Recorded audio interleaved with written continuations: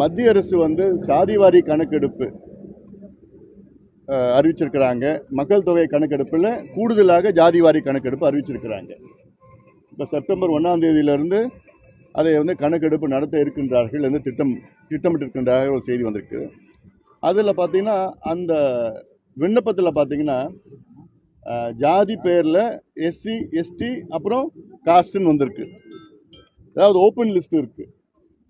இந்த open list நிச்சயமாக அப்படி வைத்து ஒரு முறையை வைத்து, அதாவது அந்த காஸ்ட் பேரில் காலியாக இடம் விட்டுருக்காங்க.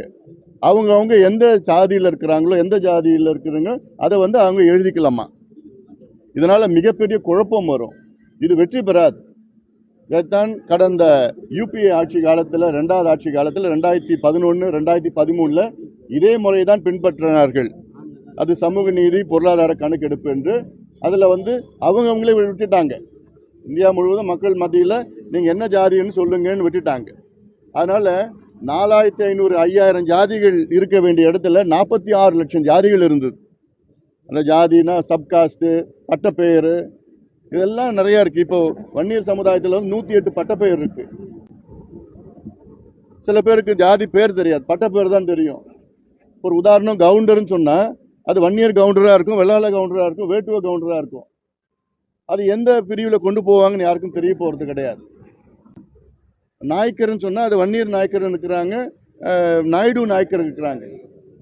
இப்படி அதாவது பீகாரில் எப்படி பண்ணியிருக்கிறாங்கன்னா, தெலுங்கானாவில் எப்படி பண்ணியிருக்கிறாங்கன்னா, லிஸ்ட்டு அதிலே கொடுத்துருக்காங்க. அந்த லிஸ்ட்டில் நம்ம அந்த எண்ணிக்கை நம்பரை போடணும், அவ்வளோதான். நம்பர் மென்ஷன் பண்ணால் போதும், இந்த ஜாதி இந்த உட்பிரிவு இருக்குன்னு தெரியும் அதில். அதனால் இப்போ மத்திய அரசு செய்கின்ற அந்த ஜாதிவாரி கணக்கெடுப்பு தோல்வி அடையும். இது பிரயோஜனப்படாது. இதனால் என்ன பண்ணுவாங்க, எங்களுக்கு டேட்டாலாம் நிறையா இருக்குது, கூடுதலாக இருக்குது, தப்பான டேட்டா இருக்குது, அதனால் இதை நாங்கள் ரத்து பண்ணணும்னு சொல்லுவாங்க. கடைசியில் இதுதான் நடக்க போகுது.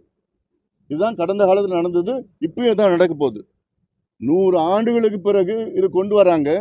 ஆனால் அதை ஒழுங்காக செஞ்சுட்டு இருக்கணும். நாங்களும் பிரதமர்கிட்ட கேட்டிருக்கிறோம், மத்திய அரசுகிட்ட வலியுறுத்திட்டு இருக்கிறோம். ஓப்பன் லிஸ்ட் வைக்காதீங்க, லிஸ்ட்டை போடுங்க. லிஸ்ட்டு வச்சுக்கிட்டு அதில் டிக் பண்ணலாம், அதில் நம்பர் எழுதலாம்னு சொல்லியிருக்கிறோம். தெலுங்கானாவில் பீகார்லேயும் வெற்றிகரமாக பண்ணியிருக்கிறாங்க. ஏன் இந்தியா முழுவதும் பண்ணக்கூடாது? பண்ணணும், பண்ணி ஆகணும். அப்படி பண்ணாதான், அப்படி செய்தால்தான் இந்த கணக்கெடுப்பு முழுமை அடையும். இல்லையே இந்த கணக்கெடுப்பு பயன்படாது.